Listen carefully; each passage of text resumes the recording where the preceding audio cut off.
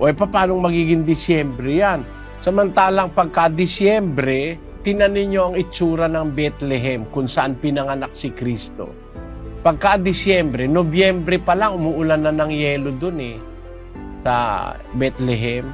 Pagka po Disyembre ay makapal na ang yelo dun. Mga kapatid, makapal na yelo. Pwede ba naman na si Kristo ipanganak ng Disyembre na makapalang yelo, yung mga tupa nandun sa bukid? Ano kakainin nun? Puro yelo. At saka yung mga pastor. Sinong pastor ang magtiyatiyaga sa gabi na ilalabas niya yung kanyang kawan ng tupa? Puro yelo yung pupuntahan nila. Hindi naman kumakain ng yelo yung mga... At saka napakahirap naman sa yata nung nasa gitna ka ng katakot-takot na yelo.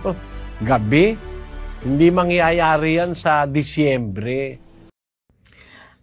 Magandang hapon sa inyo, no, mga kapanalig. At meron akong nakita na videos regarding kay Eli Soriano na ang sabi niya is month of November nagyayelo na sa Jerusalem, no, which is including the Bethlehem.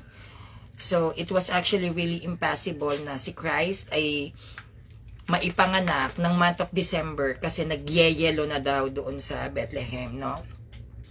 So I don't know why these people like MCGI members is hindi pa nagigising sa ganitong mga katuruan na which is napaka very invalid, lalo na kung history ang pag-uusapan, no?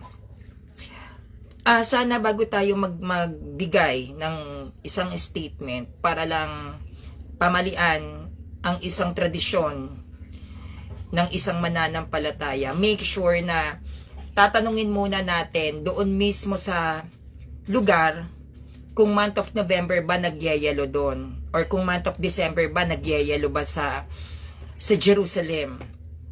Nakakalungkot isipin, Eli Soriano, hindi ko alam kung namayapa nga siya, no, ay nagtuturo ng ganitong mga klaseng aral na hindi man lang magising-gising ang ibang mga Pilipino dito sa Pilipinas kung saan napakamali ang ganong katuruan. Okay. Dito tayo sa pagyayalo, no? Maraming klase ng Belen na tinatawag. Pag sinabing Belen, ito yung sabsaba na kung saan ipinanganak si Christ. Merong Belen na nasa desert. Meron akong nakitang isang Belen pero desyerto. Meron akong nakitang isang klase ng Belen pero nag-i-snow. May nakita akong klase ng isang Belen pero naanuhan siya ng tubig. Napapaligiran siya ng tubig. So, meaning to say, may iba't ibang klaseng Belen na pinoportray ang bawat Katoliko. At bakit ganito nga ba yung portrayal ng bawat Catholic pagdating sa Belen? Napaka-confusing. Hindi natin alam kung nag-i-snow ba, nasa desert ba, nasa water, or nasa sabsaban. Sa bayan ng Jerusalem, which is ito ay sakop ng bansang Israel, hindi po dyan nag-i-snow. Nagkaroon ng mga circumstances at tendencies na nagkaroon ng snow, pero hindi siya ganon kakapal. Hindi siya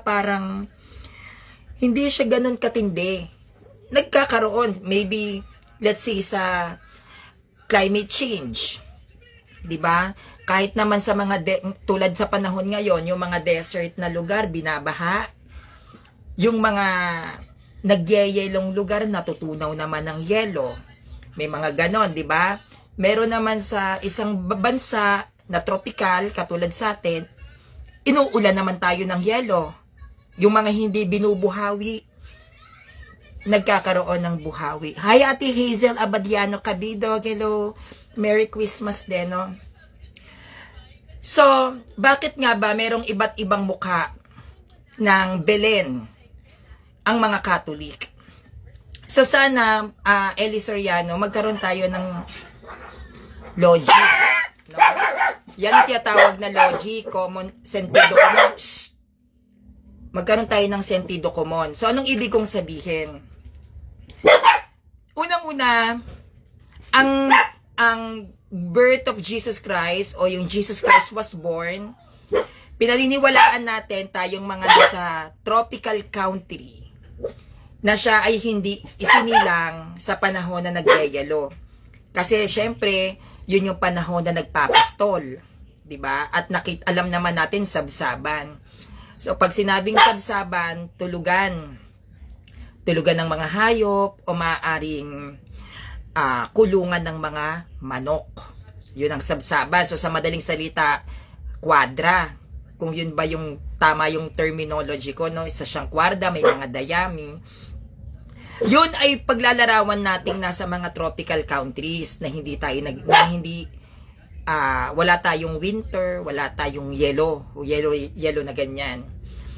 Ngayon, nagkaroon kasi ng marami ng mga pagkakataon na dumarating ang Pasko, which is December 25, na yung ibang mga Catholic ay nasa bansang nagyayelo. Alam naman natin na maraming bansa sa buong daigdig na kapag sumasapit ang Disyembre, nag-i-snow.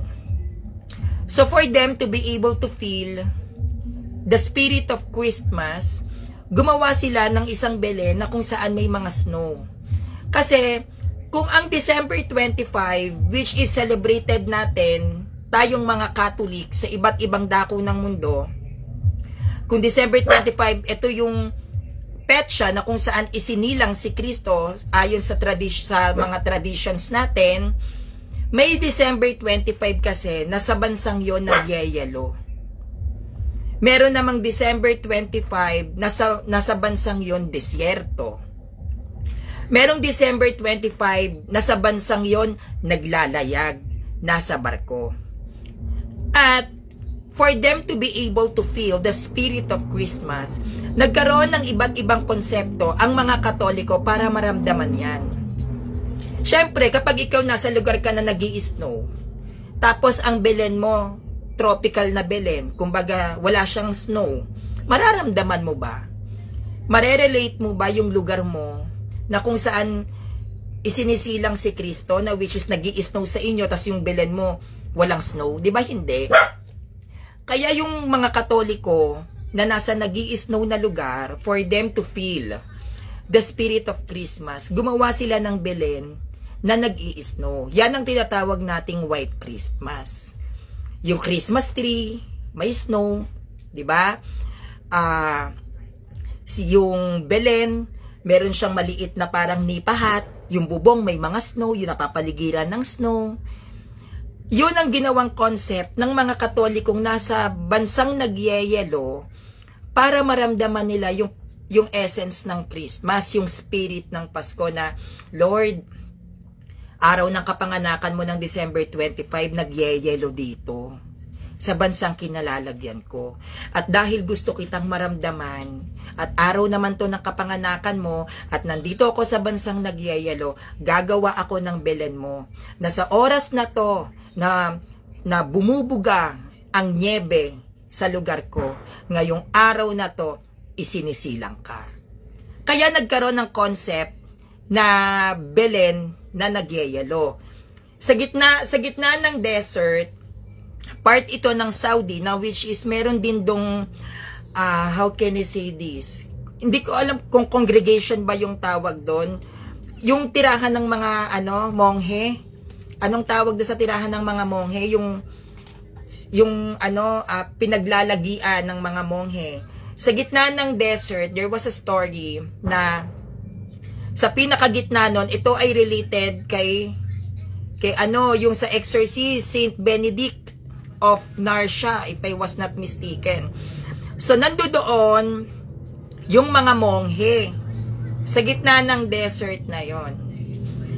And to feel the spirit of Christmas, gumawa din sila ng Belen, pero hindi gawa sa dayami, hindi gawa sa yelo, kundi gawa sa desert. Why? Dahil nasa desert sila ng December 25. At alam natin na pag sinabing December 25, that is the date when Jesus Christ was born. So naniniwala sila na tong December 25 na to, Lord, isinisilang ka dito sa bansa o sa lugar na kinalalagyan ko, which is desert. So gumawa sila ng isang Belen, pero desert, puro buhangin.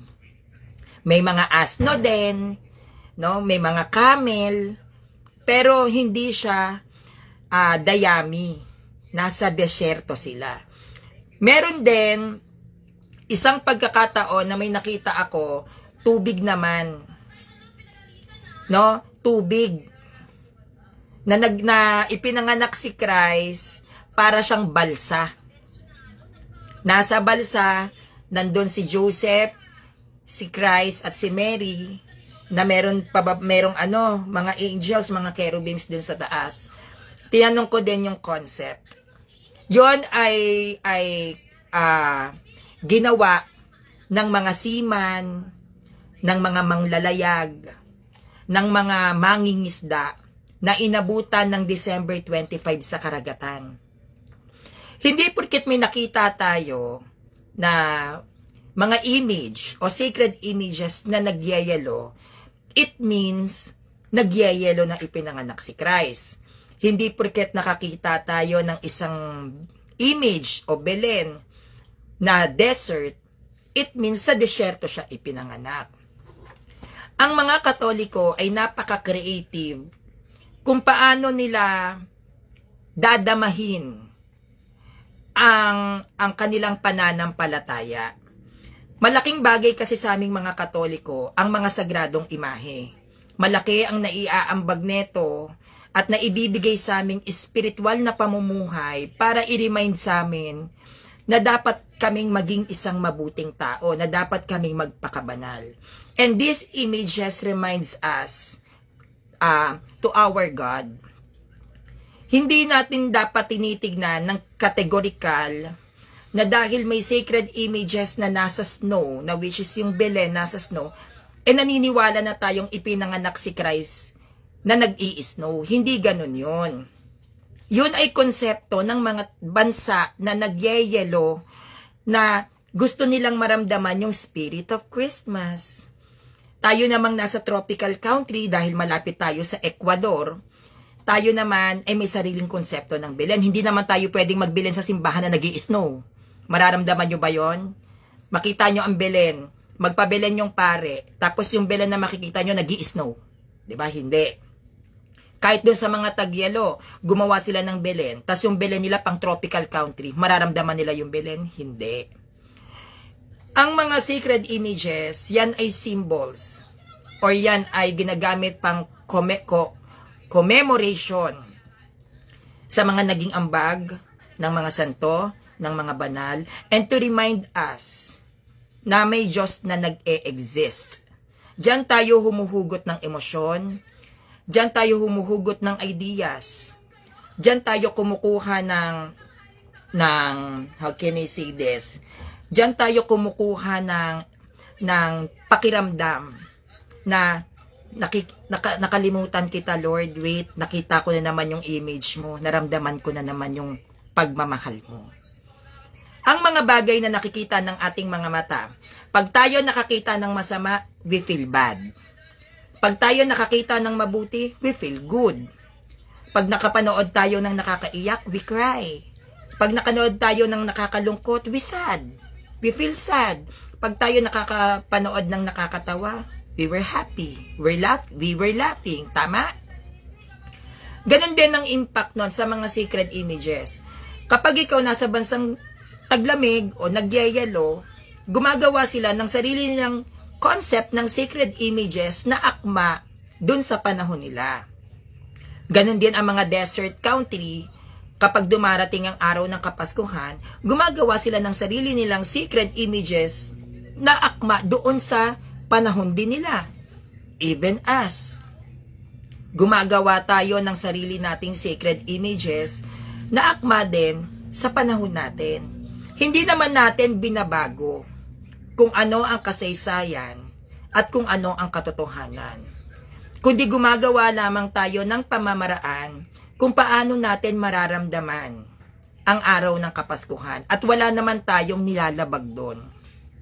Nagyayelo, nasa desyerto, nasa tubig, o nasa tropical na klima, ang point dyan, pinanganak si Christ ng December 25. And that's the fact. As long as we believe that Jesus Christ was born on December 25, di ba? Wala tayong nilalabag doon. Kung gusto mong iakma yung panahon mo sa kapanganakan niya dahil nung nag-December 25, inuulan kayo ng yelo, go ahead. Kung yan ang magiging daan para maramdaman mo sa kalooban mo na Lord, ngayon ka ipinanganak, go ahead. Kung nasa desert country ka at pumatak ng December 25, nasa buhangin ka, and you think your faith will increase and will be deepened, kung gagawa ka ng Belen na gawa sa desert, go ahead. Kung ang bawat images na ginagawa natin is magpapadipen yan ng spiritual life natin, go ahead. 'Di ba? Kaya meron tayong tinatawag na White Christmas. Meron ding tinatawag na Black Christmas. Ano tong Black Christmas na to? Yung Black Christmas, ginawa yan ng mga maiitim. Kasi 'di ba, may black, may white, tayo naman Asian color tayo. So yung mga maiitim din, para lang ipagmalaki na ang Pasko ay hindi lamang sa puti, hindi lamang sa mga Asyano, kundi para rin sa mga itim na Katoliko, nag-Black Christmas sila. Iba-iba ang hugot nating mga Katoliko kung paano natin ise-celebrate ang Kapaskuhan. Kaya sa mga ano rito, sa mga Protestant, lalo na kay Eli Soriano, may video ko ngayon na nilatag dyan sa Facebook ko, huwag tayong magtuturo na para lang dahil lang sa urge ninyo na gibain ang Pasko, siraan ng Katoliko, magtuturo kayo ng mali.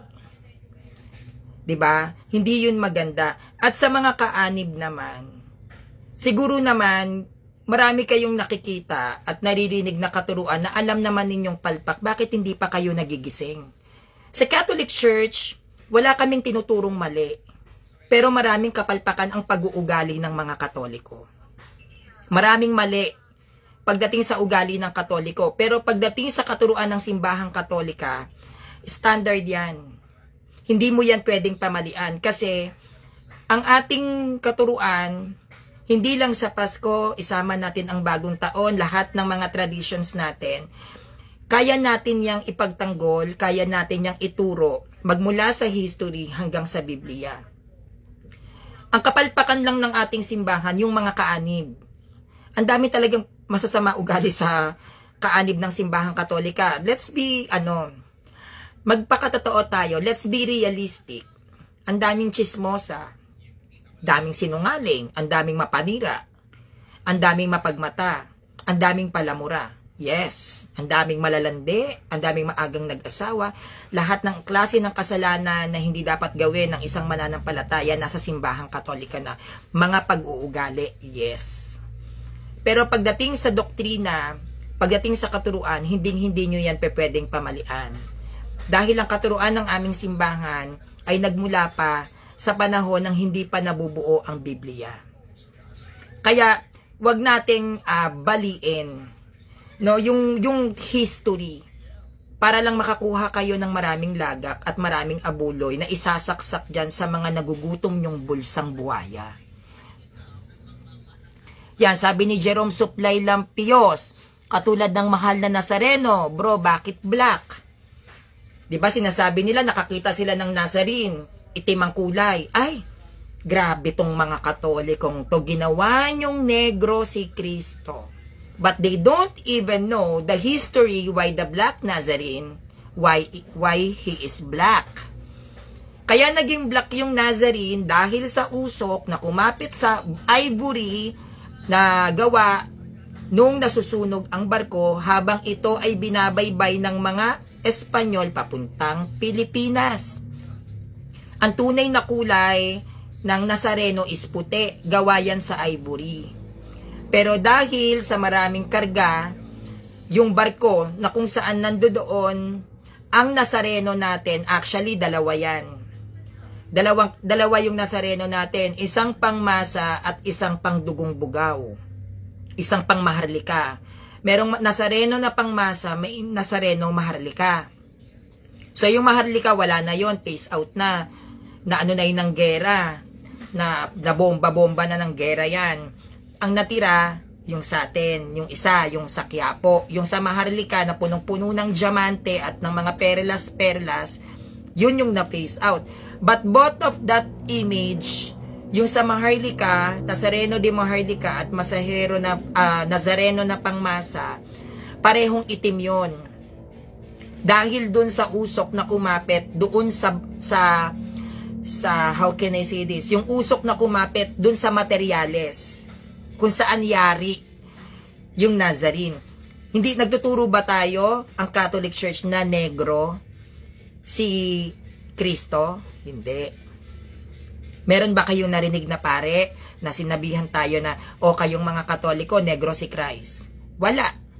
Sino ang nag-a-assume na pinalalabas natin negro si Kristo? Ang mga Protestant. Why? Because they don't research, they don't study the history of the Nazarene. Even dyan sa mga snow na yan. Makakita lang ng Belen na nag-i-snow, tinuturo na raw ng simbahan natin, pinanganak si Christ na nag-i-snow. Nakakita lang ng Belen na nasa desert, tinuturo na ng simbahan natin, nasa desert. Makakita lang sila ng Belen na may tubig, pinanganak si Kristo sa gitna ng isla, sa tubig. Makakita lang sila ng kung ano-anong klase ng klima, kung saan may Belen, ganun na ang turo ng simbahan. Hindi. Sana, bago kayo mag-claim na si Christ ay pinanganak sa nagyayalo, i-research nyo, bakit nga ba may Belen na nag-i-snow? Bago kayo mag-claim na tinuturo ng simbahan si Kristo ipinanganak sa desert countries, i-research nyo, bakit nga pa desyerto yung Belen? Nakakita kayo ng Belen, may tubig. Iisipin nyo, sa palaisdaan naman ipinanganak. Bakit nga ba may tubig? Ang lahat ng mga bagay na nakikita sa ating mga sacred images ay may mga dahilan yan.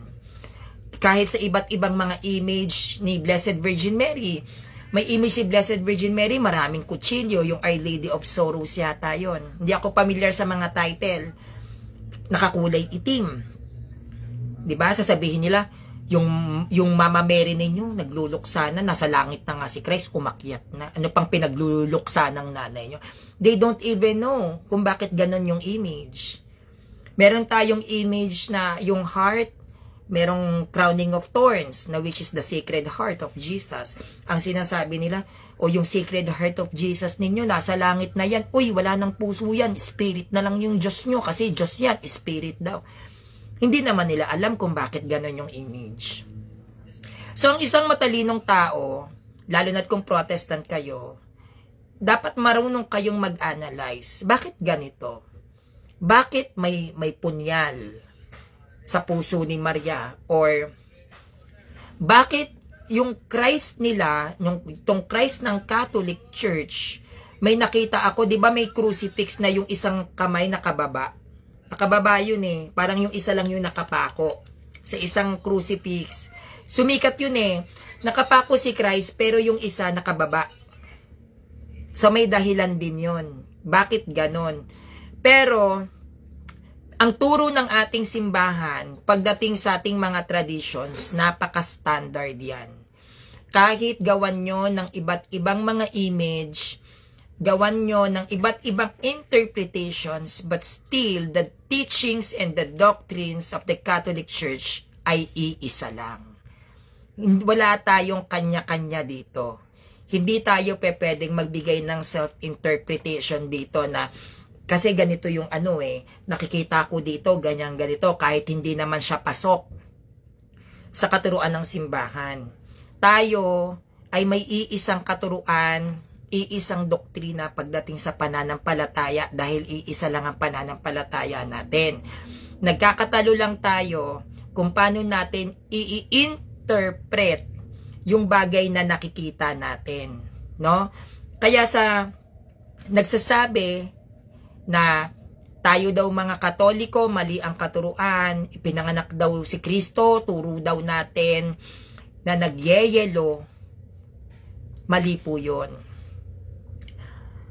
Our priest and our church, hindi po sila nagturo na si Christ ay ipinapanganak ng nagyeyelo. Wala pa po akong na-encounter na kahit na sinong pare na nag-declare that Jesus Christ was born, no, ng winter o nag-i-snow.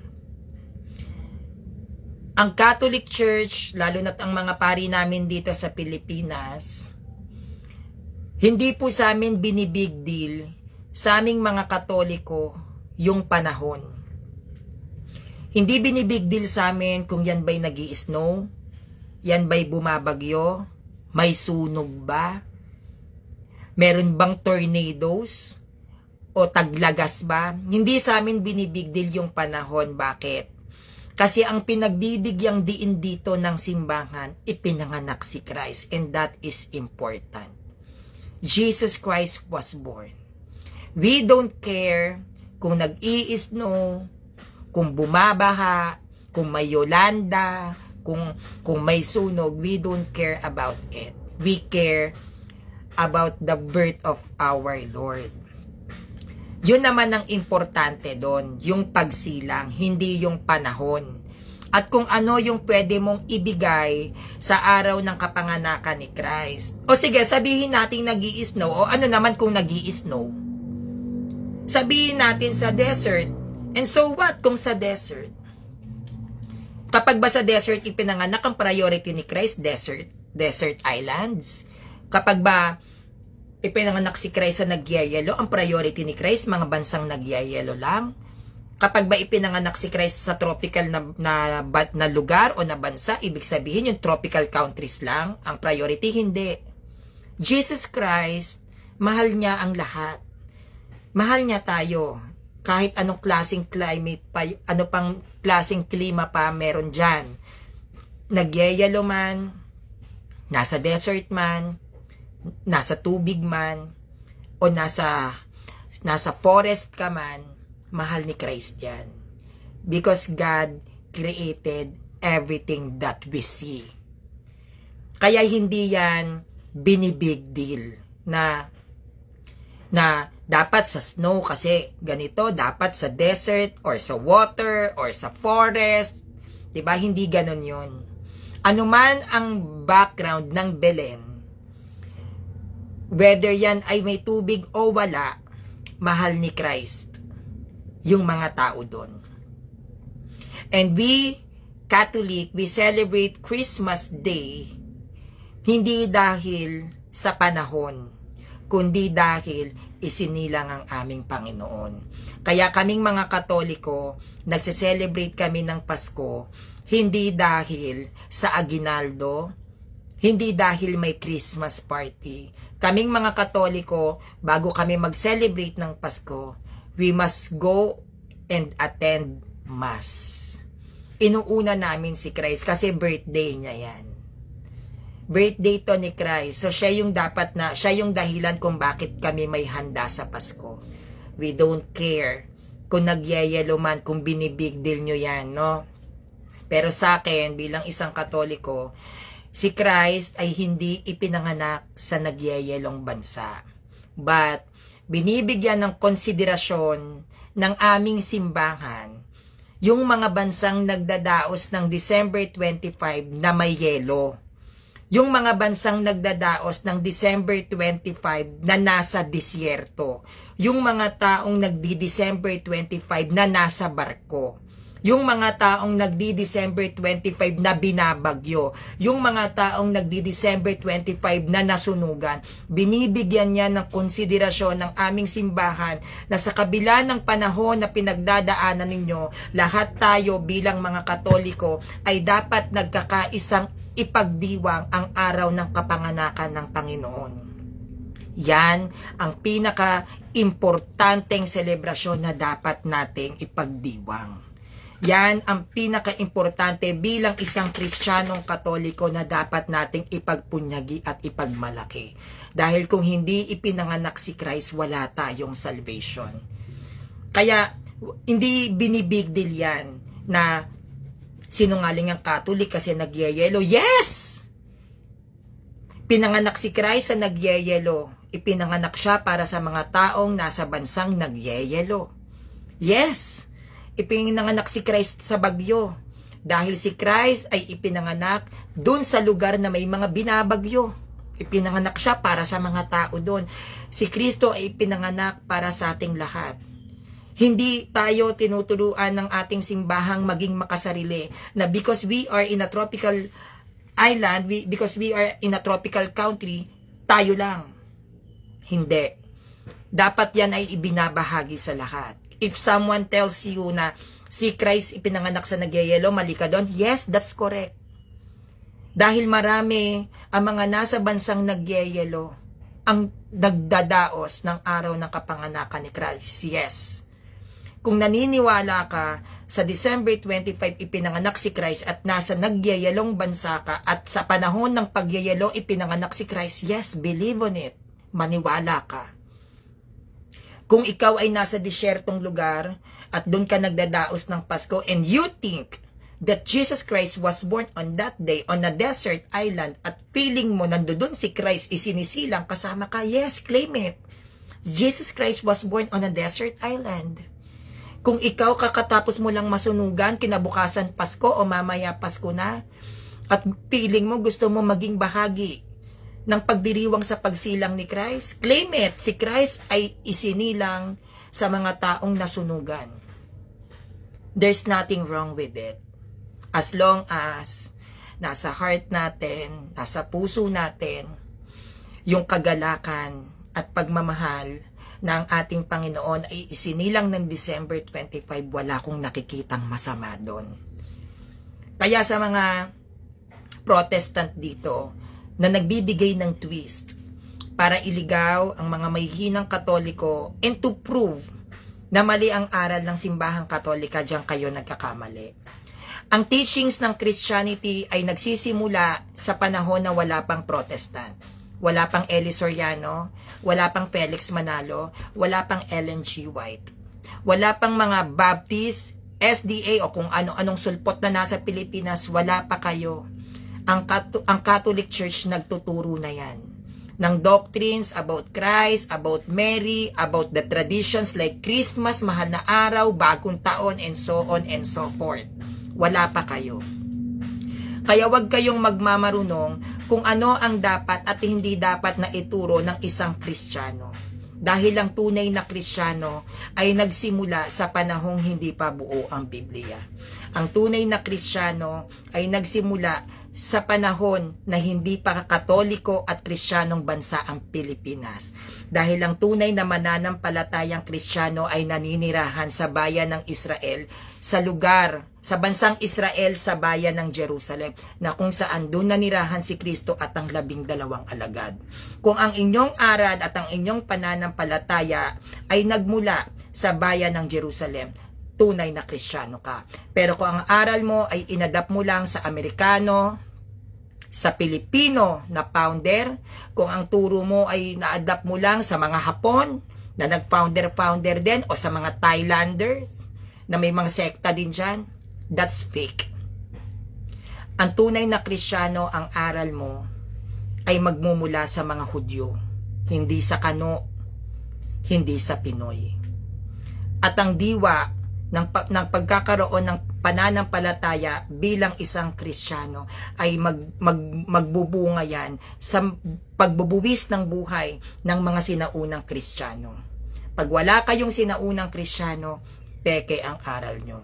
Kaya wala kayong karapatan na maniobrahin o manduhan kaming mga Katoliko kung anong klima o kung anong panahon isinilang ang aming Panginoong Hesukristo. Because we Catholic, we celebrate Christmas, wala pang Protestant.